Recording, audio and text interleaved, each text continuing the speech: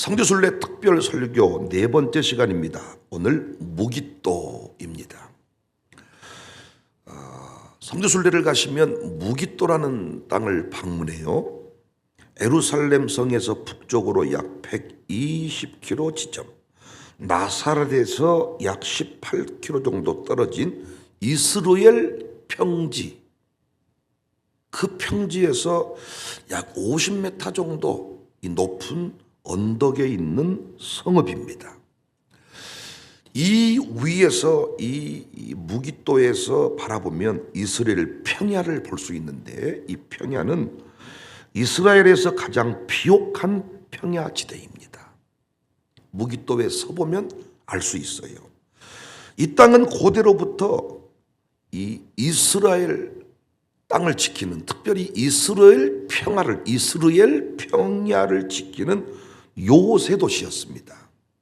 지리적으로 평화로운 때에는 장사들이, 이 대상들이 이 왕래하는 길목이었고요. 이 분쟁 시에는 북쪽의 아수르, 바벨론, 페르시아 등이 애굽을 치러 갈 때, 남쪽으로 갈 때 거치는 땅, 남쪽의 애굽이 북쪽을 치러 갈 때 거치는 통로와 같은 곳입니다. 아군의 입장에서는 지켜야 될 방어 요새이고, 적군의 입장에서는 넘어서야만 되는 관문과 같은 그런 땅입니다. BC 4000년부터 6세기에 이르기까지 이 땅에서 수많은 전쟁, 분쟁이 일어납니다. 신약 성경에는 이 도시가 헬라어로 아마겟돈으로 나와요. 흔히 인류 마지막 전쟁이 치러질 것이라고 해석을 합니다. 영화 제목으로도 나오고, 아마겟돈 그러면 공포감이 있습니다. 물론 틀린 해석이죠. 계시록 16장 14절, 그들은 귀신의 영이라 이적을 행하여 온 천하 왕들에게 가서 하나님 곧 전능하신 이의 큰 날에 있을 전쟁을 위하여 그들을 모으더라. 보라, 내가 도둑같이 오리니 누구든지 깨어 자기 옷을 지켜 벌거벗고 다니지 아니하며 자기의 부끄러움을 보이지 않은 자는 복이 있도다. 새 영이 히브리어로 아마겟돈이라 하는 곳으로 왕들을 모은다. 여기 아마겟돈이 헬라말로 하르 무깃도, 히브리 말로 하르 무깃도, 무깃도 산, 아마겟돈이 무깃도를 말합니다. 구약에는 무깃도라는 이 내용이, 무깃도 관련된 내용이 여러 차례가 나오는데, 일단 가나안 정복 때 요수아가 무깃도 왕을 죽였다, 이렇게 기록합니다. 요수아 12장 7절, 요수아와 이스라엘 자손이 요단 이편 곧 서쪽 레바논 골짜기 바알갓에서부터 세일로 올라가는 곳 할락산까지 쳐서 멸한 그 땅의 왕들은 이러하니라 쭉 나오는데, 요수아 12장 21절에 하나는 다낙 왕이요 하나는 무깃도 왕이요. 또한 므낫세 지파에게 분배되었으나 완전히 정복하지 못한 땅이라고도 나옵니다. 사사기 1장 27절, 므낫세가 베스안과 그에 딸린 마을들의 주민과 다낙과 그에 딸린 마을들의 주민과 돌과 그에 딸린 마을들의 주민과 아블르함과 그에 딸린 마을들의 주민과 무깃도와 그에 딸린 마을들의 주민들을 쫓아내지 못하매. 여러 정황으로 보건대 다윗 때 이 땅을 정복하고 솔로몬 때 견고하게 수축된 것으로 보여집니다.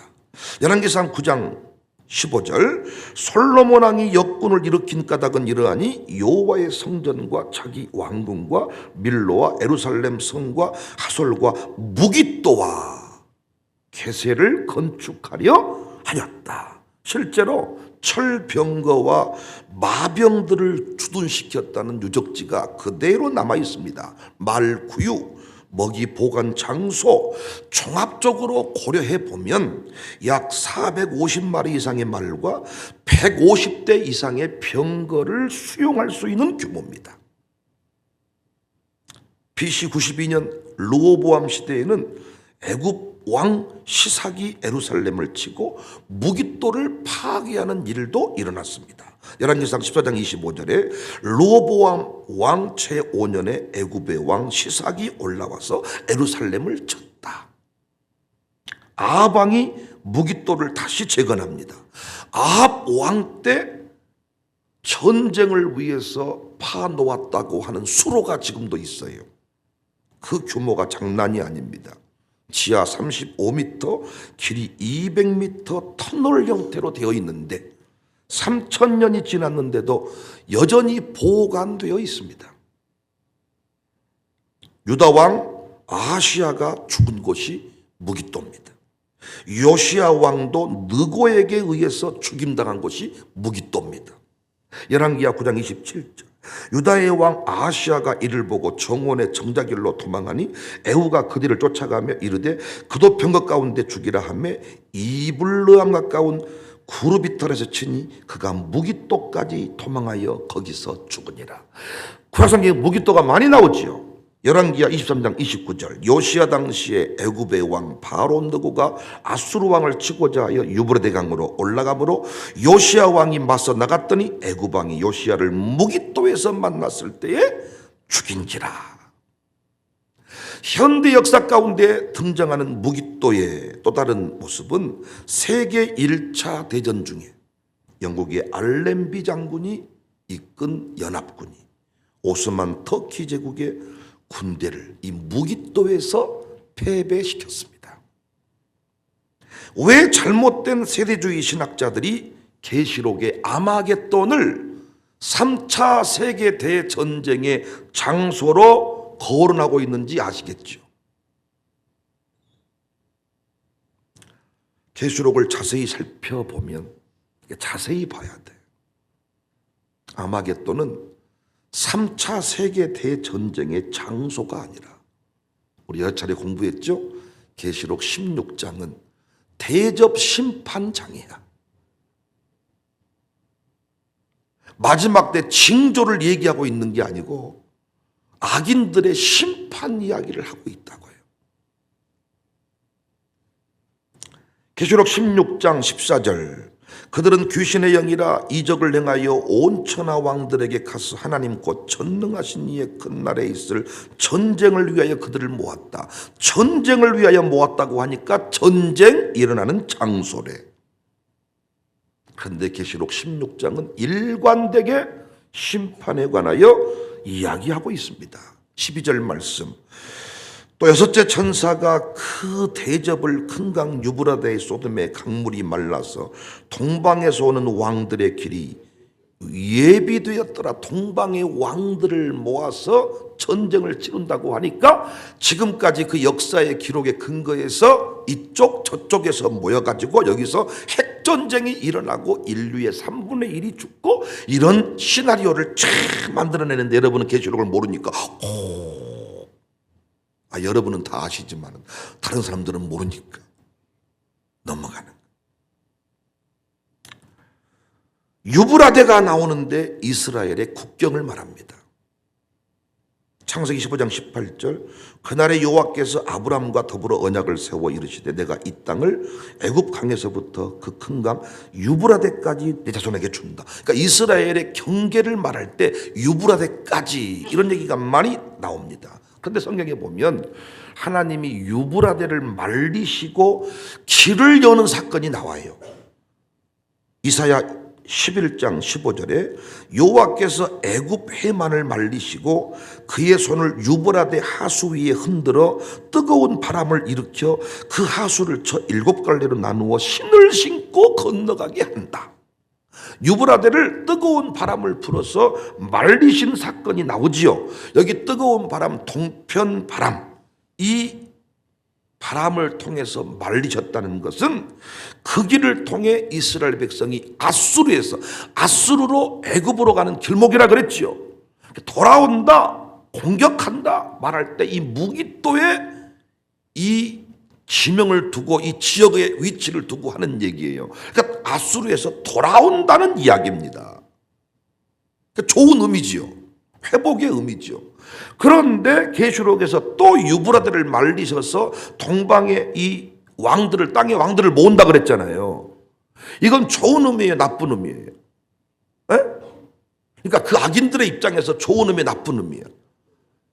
아까는 회복의 의미였잖아요. 근데 이건 유브라데를 말려서 모이게 한다는 것은 무엇 때문에? 심판하시기 위함이라는 겁니다. 문자 그대로 보면 전쟁을 위하여 모였지만은 심판의 또 다른 표현이잖아요. 그들은 항상 대적하고 싸우는 모습이니까 전쟁을 위하여 모였다고 합니다. 대적하니까 늘 영적 전투를 벌이니까. 그런데 심판이잖아요.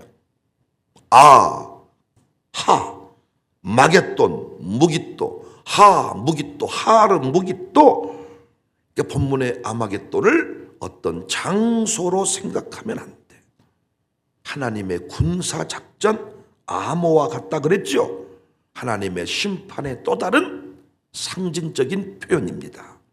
영적 전투가 치열하게 이루어졌던, 어떤 실제로 전투가 치열하게 이루어졌던, 그렇지만 마지막 때에 또 마귀 세력들이, 적그리스도의 세력들이 끊임없이 공격하는 이 이미지를 말할 때 무기또만큼 좋은 것이 없죠.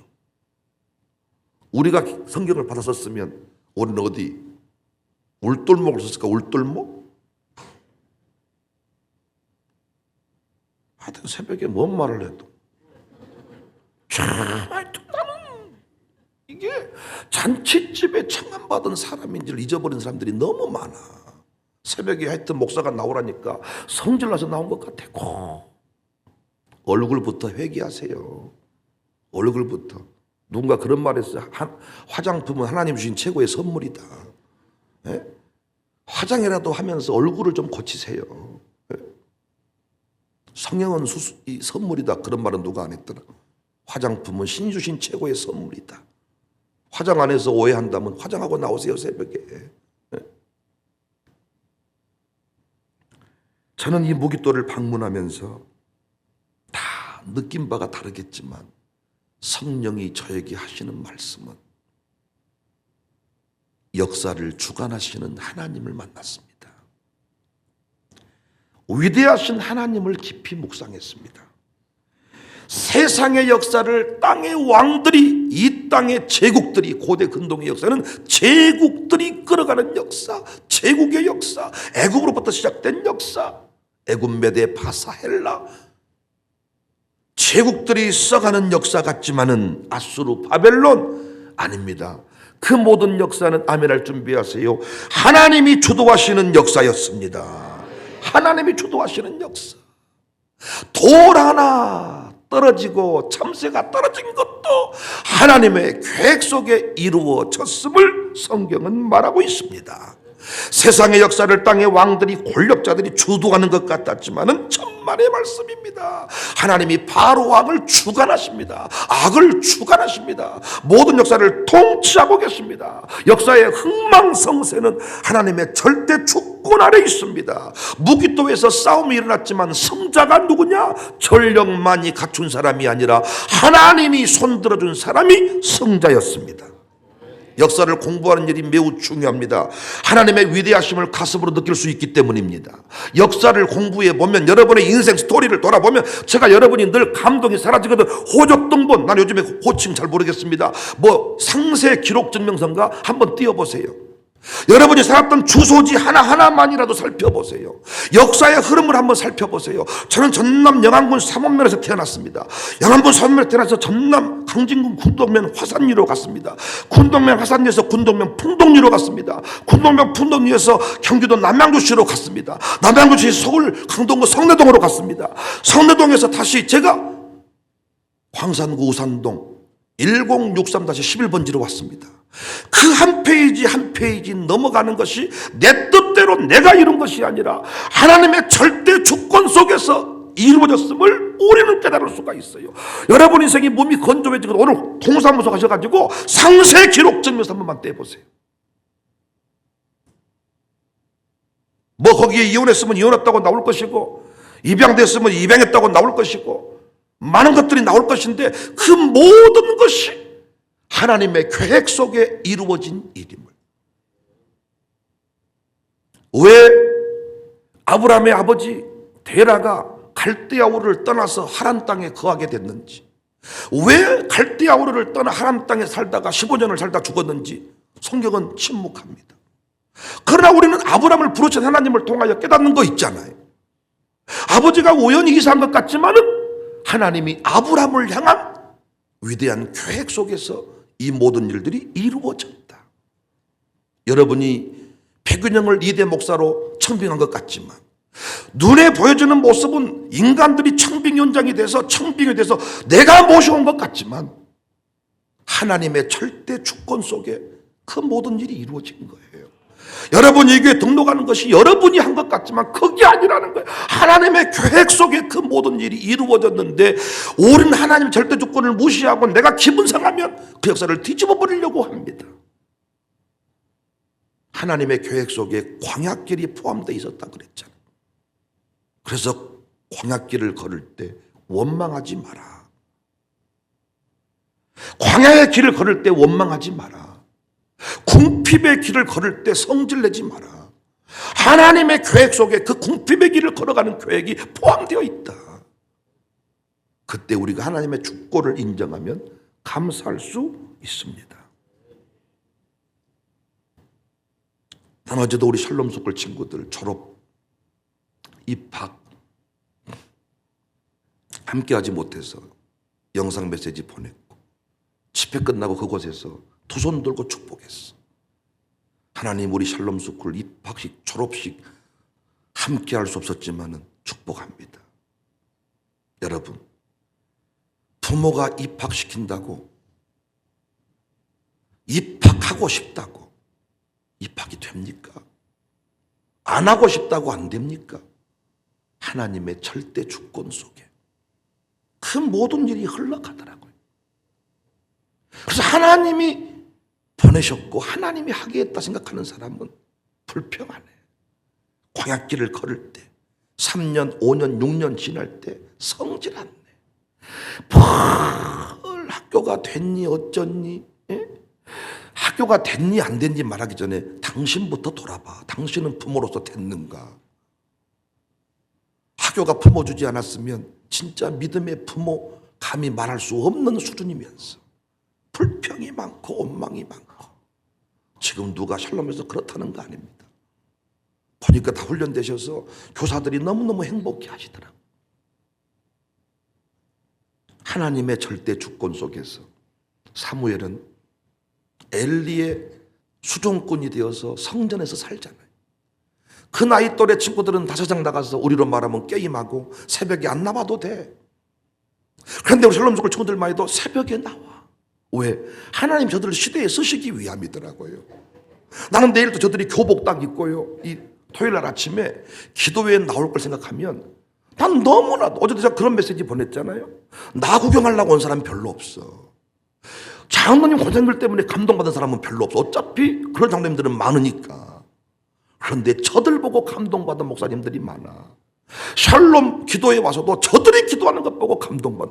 하나님 저들을 쓰시기 위해서 만세전에 예비하셨구나. 할렐루야. 얼마나 저들이 한 몫을 감당한다니까요. 하나님 나라 확장을 위해 저들이 이미 쓰임받고 있다니까요. 어른들만이 아니라 저들도 쓰임받고 있다니까요. 우리가 알지 못한 하나님의 계획이 있었더라니까요. 광야길을 지날 때 성질낼 필요 없습니다. 하나님의 절대 주권 속에 무기도에 가보면 이 역사를 볼 수 있어. 제국의 역사, 왕들의 역사 같지만 권력자들이 자기들이 움직이는 것 같지만 이스라엘을 두고 하나님이 주변 국가들을 움직였음을 알 수가 있어.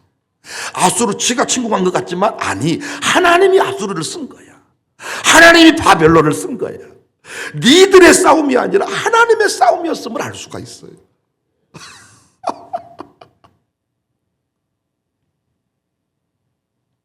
17절 일곱째 천사가 그 대접을 공중에 쏟음에 큰 음성이 성전에서 보좌로부터 나서 이르되 되었다 하시니 번개와 음성들과 우레소리가 있고 또 큰 지진이 있어 얼마나 큰지 사람이 땅에 있어 온 이래로 이같이 큰 지진이 없었더라. 큰 성이 세 갈래로 갈라지고 만국의 성들도 무너지니 큰 성 바벨론이 하나님 앞에 기억하신 바 되어 그의 맹렬한 진노 뒤에 포도주의 잔을 받음에 각 섬도 없어지고 산악도 간데 없더라. 또 무게가 한 달란트나 되는 큰 우박이 하늘로부터 사람들에게 내리매 사람들이 그 우박의 재앙 때문에 하나님을 비방하니 큰 재앙이 심히 금이러라. 이 여기에 큰 지진이 나오고 우박이 나오니까 이상기후가 나오고 지진이 나오면 항상 하는 말이 지구에 종말이 온다 이러면서 우리가 어떻게 하면 좋을까? 그래서 이단 교주가 활동할 틈을 주는 거예요. 여러분, 이것이 이 우주 만물의 지구의 끝임을 말합니까 지금?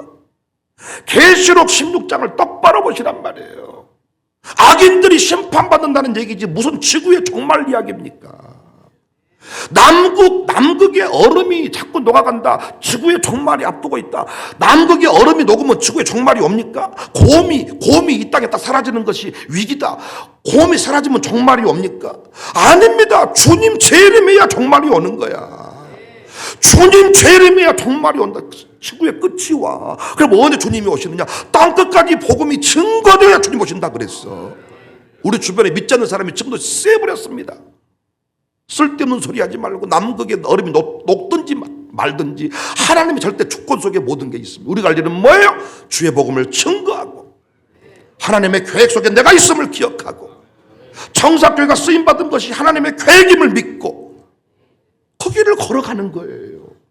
임기 5년짜리 왕 앞에 인생을 걸지 말고 저는 눈가림식으로 충성하라는 말이 아닙니다. 공무원 됐으면 인정받는 공무원 되셔야지요. 그곳이 예배 자리지요. 그런데 말씀드렸잖아요. 회사 출근해가지고 교회 모든 필요한 서류를 사무실 회사 복사기로 복사해. 도둑놈들이야. 어떻게 직장 출근하면서 성경을 백독식에? 당신 서서 그 기업은 망한 거야. 아니 내 개인 시간에 성경 점심시간에 또는 퇴근해서 이런 것도 괜찮겠지만 저는 함부로 살라는 말이 아니에요. 영혼을 그들에게 맡기지 말라는 거지. 맡아줄 수 없어. 영혼을 왕들이 어떻게 맡아줍니까? 내 영혼을 책임지실 분은 전능자 하나님밖에 없습니다. 우리의 인생의 흥망성쇠 하나님이 주관하시니 하나님 아버지 믿고 그분의 인도하심을 따라 오늘 또 승리하는 주인공이 되시기를 바랍니다. 세상에 목매지 말자. 세상을 다스리고 세상을 변화시키자. 하나님이 위대하십니다.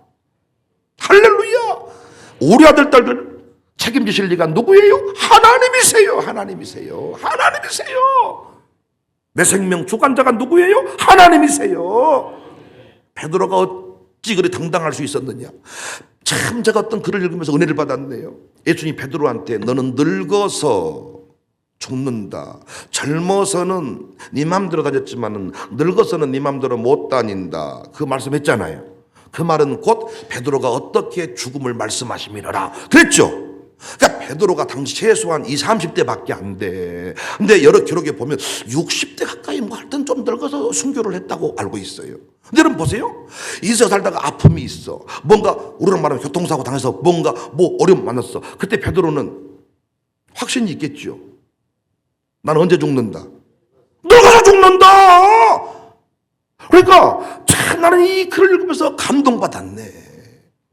베드로의 입장에서요 죽는다는 말이 기분 나쁜 것 같지만 아니 확실히 말해줬어. 너는 젊어서 죽는 게 아니라 늙어서 죽는다. 하나님의 관점에서 교회를 바라보고 하나님의 관점에서 내 인생을 바라보면 내가 굽이굽이 돌아가는 것 같지만 망하는 길이 아니구나. 잘 되는 길이구나. 이것이 내 아들 딸들을 세워가는 길이구나. 이야 고백이 다르게 되는 것이죠. 할렐루야. 저만 너무 뜨거운 것 같습니다. 원래 강사를 갔다 오면 그런 것 같아요. 여러분은 시차도 적응도 안 되시고 힘드시는데 혼자 흥분해서 미안하고 이만하겠습니다. 하나님의 절대 주권을 인정하고 오늘 또 기쁨으로 살아가시기를 주님의 이름으로 축복합니다.